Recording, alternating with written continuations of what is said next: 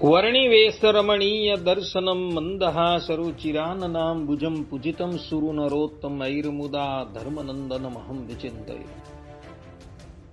અસતોમાં ષડગમય તમસોમાં જ્યોતિર્ગમય મૃત્યુર્માં અમૃતમ ગમય. ઓમ શાંતિ શાંતિ શાંતિ. અસ્મત ગુરુ સમારંભામ નાથયામૂન મધ્યમામ લક્ષ્મી વલ્લભ પર્યંતામ વંદે ગુરુ પરંપરા. આજની જ્ઞાન સભાની અંદર પધારનારા બધા જ ભગવત ભક્તોને વેદાંતાચાર્ય, પુરાણ ઇતિહાસાચાર્ય અને ફિલોસોફી શાસ્ત્રી રાકેશભાઈના હેતપૂર્વક જય સ્વામી. એક ભગવત ભક્તએ મને પ્રશ્ન કર્યો કે શાસ્ત્રીજી, ઠાકોરજી શયન કરતા હોય, સ્નાન કરતા હોય અને ભોજન કરતા હોય ત્યારે દંડવત પ્રણામ કરવા કે ન કરવા, આ વિષય પર આપ થોડો પ્રકાશ કરો. કારણ કે આ વિષયમાં ઘણા લોકો કઈ જ્ઞાન ધરાવતા નથી, માટે શાસ્ત્રોનો જે મત હોય તે આપ ઉપસ્થિત કરો. આ પ્રમાણે એ ભગવત ભક્તએ મને પ્રશ્ન કર્યો. તો આજે આપણે બધા ઠાકોરજી શયન કરતા હોય ત્યારે, ભોજન કરતા હોય ત્યારે તથા સ્નાન કરતા હોય ત્યારે દંડવત પ્રણામ કે પંચાંગ પ્રણામ કરવા કે ન કરવા એ વિષય પર થોડી વાત કરવાની છે. સર્વપ્રથમ એ વાતની સ્પષ્ટતા કરી દઉં કે દંડવત કરવાનો અધિકાર કેવલ ને કેવલ પુરુષોને છે, સ્ત્રીઓને નથી. સ્ત્રીઓએ પંચાંગ પ્રણામ કરવાના છે, પરંતુ દંડવત પ્રણામ કરવાના નથી. આ પ્રમાણેનું વિધાન સ્કંદ પુરાણની અંદર કરવામાં આવેલું છે. હવે મૂળ વાત ઉપર આવીએ તો હરિભક્તિ વિલાસ નામના ગ્રંથમાં કહ્યું છે કે સયાને દેવ દેવેશે ન દંડવત પ્રણામતઃ માનસે નૈવ કર્તવ્ય પ્રણામ સેવકૈ સદા. અર્થાત કે શ્રીમદ નારાયણ ભગવાન શયન કરતા હોય ત્યારે તેઓને દંડવત પ્રણામ કરવા જોઈએ નહીં.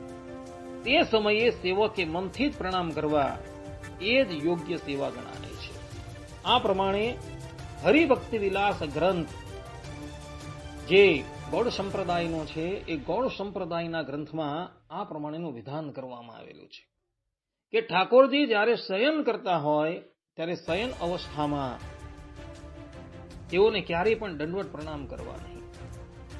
એ સમયે ભગવત ભક્તએ કે ભક્તાએ મનોમન ઠાકોરજીને પ્રણામ કરવા આ પ્રમાણેનું વિધાન કરવામાં આવેલું છે. પદ્મપુરાણ વૈષ્ણવ આચાર વિભાગમાં ભગવાન વેદવ્યાસજી કહે છે કે ન સહિતે હરે કુર્યાદ દંડવત નમનમ બુધ ઉપચારેર મનોભાવૈ સેવામ કુર્યાદ વિધાનતઃ. અર્થાત કે બુદ્ધિમાન ભક્તે ભગવાન શ્રી હરિ પોઢેલા હોય ત્યારે દંડવત પ્રણામ ન કરવા, શાસ્ત્ર વિધિ મુજબ મૌન ભાવ ધારણ કરી મનોમન ભગવાનને વંદન કરવા તથા યોગ્ય ઉપચારોથી સેવા કરવી.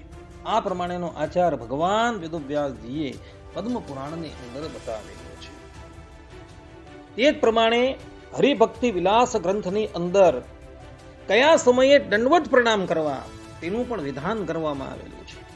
જેમ કે હરિભક્તિ વિલાસ 1:1 કહેલું છે કે ઉત્તિષ્ઠે હરો ભક્તો દંડવત પ્રણમેત સદા દર્શને ચૈવ પૂજાયામ દેહેન નમનમ શુભમ. અર્થાત કે ભગવાન શ્રી હરિ જાગૃત અવસ્થામાં હોય ત્યારે દર્શનમાં તથા પૂજા સમયે ભક્તે શરીરથી દંડવત પ્રણામ કરવા એ શુભ છે.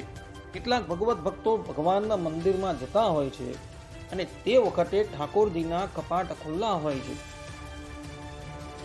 ત્યારે પણ તેઓ ભગવાનને દંડવત પ્રણામ કરતા નથી. એનું કારણ એ કે આપણા કપડા જે છે એ મેલા થઈ જાય. એ લોકોના મનની અંદર આવી દુર્વૃત્તિ રહે છે, પરંતુ એ લોકોને ખબર નથી કે મંદિરની અંદર કેટલાય ભગવત ભક્તો આવતા હોય છે અને એ ભગવત ભક્તના ચરણારવિંદની રજ જો આપણે સ્પર્શી જાય તો આપણા કેટલાય જન્મના પાપ બળી જાય. એટલું ભગવાન શ્રી હરિના ભક્તોની ચરણારવિંદની રજનું મહાત્મ્ય બતાવવામાં. માટે મંદિરની અંદર તમે જ્યારે પણ જાઓ ત્યારે ભગવાનને દંડવત પ્રણામ અવશ્ય કરવા. દંડવત પ્રણામ કર્યા વગર ક્યારેય પણ આવવું નહીં. ભગવાન સ્વામિનારાયણ જ્યારે આ ધરાતલ પર વિરાજમાન હતા ત્યારે એવો જ્યારે મંદિરમાં ઠાકોરજીના દર્શન કરવા માટે જતા ત્યારે ઓછામાં ઓછા 5 દંડવત તો કરતા જ. યદ્યદ આચરિત શ્રેષ્ઠ તત્તત એવ ઇતરે જન. જેવું જેવું શ્રેષ્ઠ પુરુષો આચરણ કરી ગયા તેવું જ આપણે પણ આચરણ કરવું જોઈએ.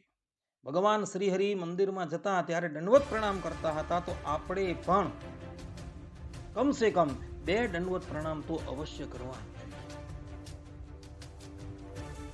કારણ કે શાસ્ત્રોકારે આ જ પ્રમાણેનો આચાર નક્કી કરેલો છે. એક અન્ય ગ્રંથમાં એવા વિધાનો કરવામાં આવેલા છે કે સુપ્તે મજ્જતી ભુંજાને ગુરૌ દેવે ચ સત્તમાહ દંડવત પ્રણતિમ નૈવ પુર્યુર્વિજ્ઞાપને છવઃ. અર્થાત કે જ્યારે ઈષ્ટદેવ ભગવાન શ્રી હરિ કે ગુરુ સૂતા હોય, અર્થાત કે શયન કરતા હોય, સ્નાન કરતા હોય અથવા ભોજન કરતા હોય ત્યારે તેમણે દંડવત પ્રણામ કરવા જોઈએ. જો કંઈક વિનંતી કરવી હોય તો પણ તે સમયે તેઓને ખલેલ પહોંચાડવા નહીં. આ પ્રમાણે અહીં સ્પષ્ટ રૂપે કહેલું છે કે ઠાકોરજી શયન કરતા હોય, સ્નાન કરતા હોય, ભોજન કરતા હોય, એ સમયે તેઓને ક્યારેય પણ દંડવત પ્રણામ કરવા જોઈએ નહીં. એક વિનંતી કરવી હોય તો એ સમયે એઓને ક્યારેય પણ કરવી જોઈએ નહીં. આ પ્રમાણેનો આચાર શાસ્ત્રોકારોએ બતાવેલો છે. માટે ભક્તો જ્યારે ભગવાન સૂતા હોય, ભોજન કરતા હોય, સ્નાન કરતા હોય, શિંગાર કરતા હોય, એ સમયે ઠાકોરજીને ક્યારેય પણ દંડવત પ્રણામ કરવા જોઈએ નહીં. આ પ્રમાણેનો આચાર આપણા શાસ્ત્રોકારોએ નક્કી કર્યો છે. બધા જ લોકો આ વાત જે છે એ આત્મસાત કરી રાખે અને જે કાળમાં ઠાકોરજીને દંડવત પ્રણામ કરવાનો નિષેધ બતાવેલો છે એ કાળમાં ઠાકોરજીને ક્યારેય પણ દંડવત પ્રણામ કરે. એવા કાળમાં ઠાકોરજીને મનોમન પ્રણામ કરવા, એ જ પ્રમાણેનો આચાર શાસ્ત્રોકારોએ નક્કી કર્યો છે. બધા જ લોકો આ વાત જે છે એ આત્મસાત કરી રાખે. આટલું કહીને હું મારા પ્રવચનને અહીં વિરામ આપું છું. સર્વે સંતુ નિરામયઃ, સર્વે સુખીનો ભવંતુ, સર્વે ભદ્રાણિ પશ્યન્તુ, મા કશ્ચિત દુઃખ ભાગ ભવેત. અસ્તુ. જય સ્વામિનારાયણ.